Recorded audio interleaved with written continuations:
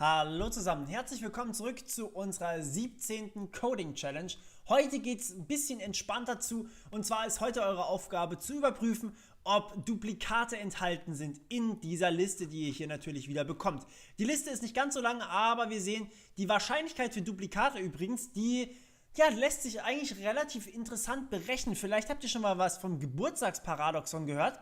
Und zwar, wenn sich in einem Raum mindestens 23 Personen befinden, dann ist die Chance, dass 2 oder mehr Personen am gleichen Tag, also wenn man das Geburtsjahr nicht beachtet, am gleichen Tag, also zum Beispiel, keine Ahnung, 5. April oder sowas, dass die am selben Tag Geburtstag haben, ist größer als 50%. Das ist total bescheuert, klingt absolut pervers, weil ich mein Jahr hat ja über 300 Tage.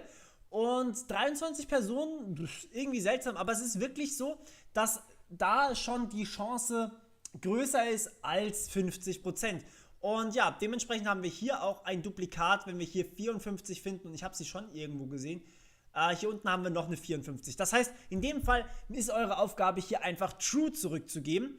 Und das ist das Falsche, das ist die Lösung, die ich euch letztes Mal vorgestellt habe. Sorry, ich weiß nicht, warum ich da drauf geklickt habe. Ansonsten müsst ihr natürlich False zurückgeben. Ich wollte euch eigentlich das hier zeigen. Und zwar habt ihr hier einfach die Aufgabe, ihr müsst hier True reinschreiben, beziehungsweise False reinschreiben, und dann war es das eigentlich auch schon. Und ja, das ist sozusagen das, was ihr machen müsst.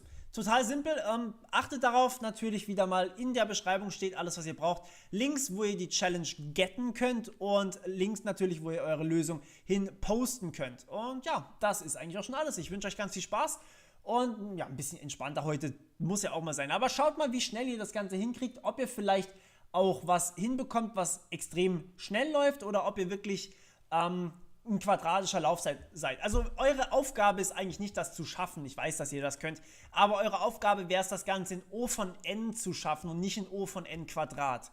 Ja, und wunderbar. Ich hoffe, ihr habt Bock drauf und viel Spaß dabei. Bis dann. Ciao.